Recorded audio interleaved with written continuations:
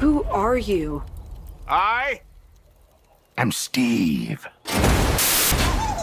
Chicken Jockey! Your head is huge. Is the Minecraft movie a masterpiece? Or is it a flawed piece of trash? Or could it be both? That is the question. Well, the Minecraft movie just came out and it seems like people are all over the map on what they really feel about the movie. There are people who see it as a huge Hollywood disaster. A lot of people just seem to see it as another video game adaptation that seems really mundane and forgettable. But there are also a lot of people who really like this movie.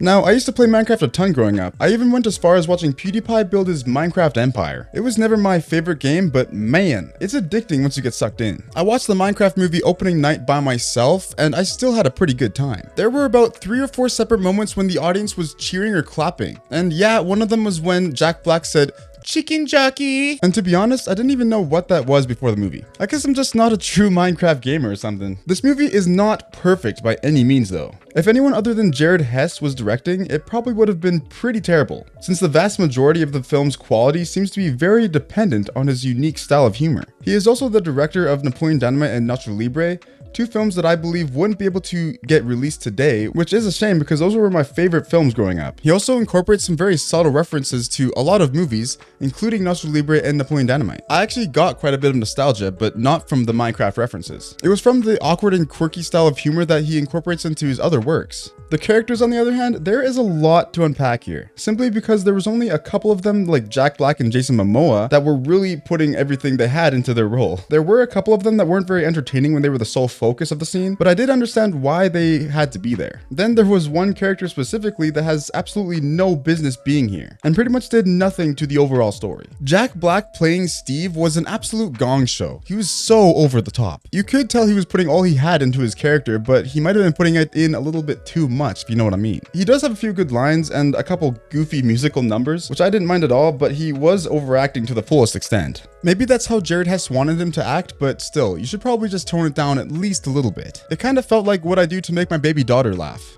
Kind of going like, "Coochie coo, coochie coo, just trying to like hyperextend every facial expression that I have. Jason Momoa's character, who goes by the Garbage Man, to be honest, was probably my favorite because I think he displayed the goofiness of his character the right way. He also might have been one of the only characters that was actually interesting and had a well thought out backstory. He's essentially a washed up gamer who won a competition in the 80s sometime, and he hasn't really done anything with his life since then. People were wondering why he looks so weird in the trailers, and it's because he literally has not moved on with his life, physically and mentally. He's basically living in the past. Garrett the Garbage Man Garrison. Gamer of the Year 1989. Whatever. I barely think about it. He owns a video game store that only sells things from the 80s, and everything about him is just 80s nostalgia. I mean, they really spent a lot more time developing his character than any other character, and he's not even supposed to be the main focus point. But that's why he's essentially a lot more interesting. Now for the 2 siblings, Henry and Natalie. I'm just gonna say right now, they're not that great at acting. Henry is okay, but his sister was just not that great. She was only in this movie to create some emotional beats towards Henry about how she had to raise him after their mom died, but that's hardly ever mentioned, so it's not very meaningful at all. As for Henry, it seems like the movie was trying to force him into being the main character, the main focus point, by making him super creative and creating all these weird, wacky things in the Minecraft world. And in a sense, that's supposed to make him special. If they were trying to make him the main focus, I don't think they did a very good job because they didn't have me invested in his character as a person at all, because he's not very entertaining and his backstory is very unfleshed out. His character as a whole also hardly changes throughout the development of the film.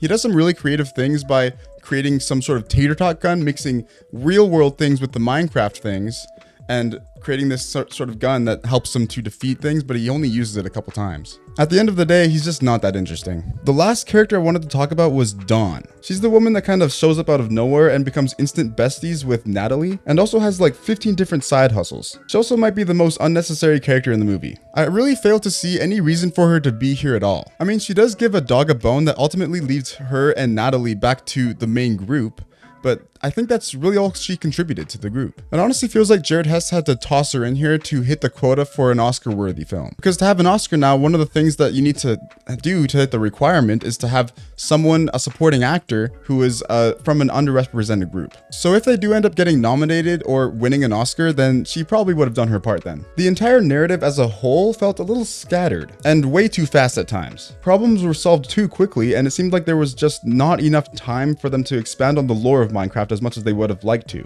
For example, Dawn and Natalie get separated from the group somehow, and they just come across a dog who is just growling at them. They instantly go to picking up a bone and giving the bone to the dog, and the dog instantly loves them. There's no, like, they didn't know that that was supposed to be a thing. They didn't know that just giving a dog a bone would ultimately make them love her. And the bone is conveniently placed at her feet to pick up and give to the dog. It's like a 5-second scene that should have been more challenging for them. But at the same time, I understand why they had to move on, because it's not a part of the main focus, the main plot. So they had to move on to hit the time constraints. There's a couple more moments similar to this where, in order to progress the plot forward in a timely fashion, they needed to speed up the process of a couple scenes that would have been a lot more challenging to overcome as far as the actual game goes. One thing that I felt was a bit lazy was the beginning relationship between Garrett and Henry. Henry just stumbles into Garrett's shop one day and they instantly become best pals, giving him like a tater tot sandwich or a tater tot cake, whatever it's called. Now, if you fast forward a bit, Henry is now trying to get out of school by calling Garrett and asking him to pose as his uncle. It just doesn't make much sense, like they just met. I thought a lot of those scenes were pretty funny, but it doesn't excuse the lack of creativity here. However, the main objective that everyone is ultimately working towards still acted as a great motivator for all the main characters. And the main villain created a lot of conflict, especially for a kids movie. Normally in a kids movie, the less important parts of the movie are pretty boring, but in this movie, that's not the case. A lot of the least important parts of the film, the fillers, are actually the most entertaining, which is usually pretty hard to do. Also, the endless references to other popular works was really noticeable and appreciated. I saw resemblances to Lord of the Rings, Star Wars, Napoleon Dynamite, Nacho Libre, and E.T. Jared Hess also took inspiration from many other films when making this movie. Now, I've said before that the humor made up about 70% of the film's quality,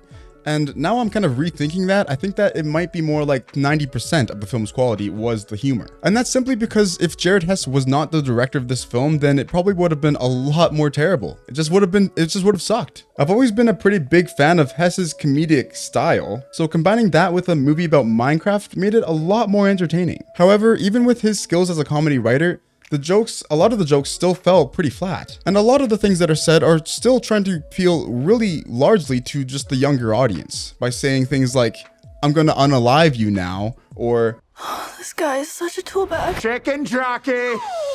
some of it feels kind of forced and unnatural, kind of like when your dad is trying to relate to you by saying all the cool and hip things that he thinks is cool and hip. Kind of like that. The biggest thing that most people criticized from the moment the first trailer released was the CGI of the Minecraft world and the creatures. There's a lot of things that could have been better here, but I also understand why they made them this way. First of all, it's a lot more fun for the kids, and they have a lot more freedom when animating the characters since they don't have to revert to just this robotic pixely style that the game is. And it made for a lot better action scenes. Another big reason is that this is not supposed to be a video game world. This is like in the real world, they go through a portal that's in a mine shaft.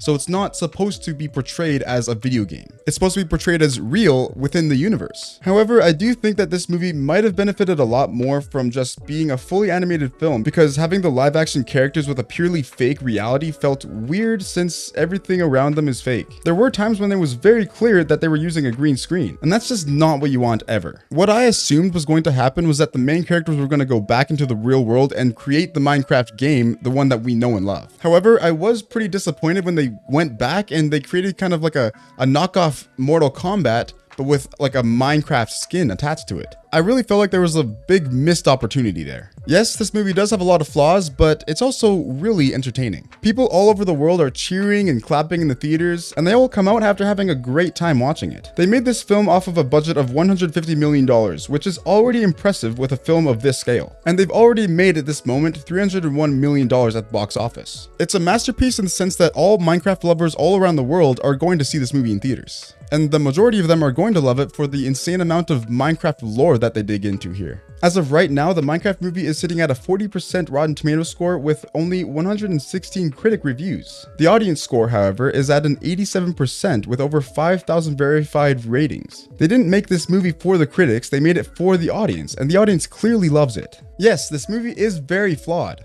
but they seem to fail upwards in a sense. It's a mess. It really is a mess, but it's an entertaining mess that'll leave you smiling the second you leave the door. I've swapped my thoughts, and if you want to see my thoughts on the Snow White movie, then click right up here.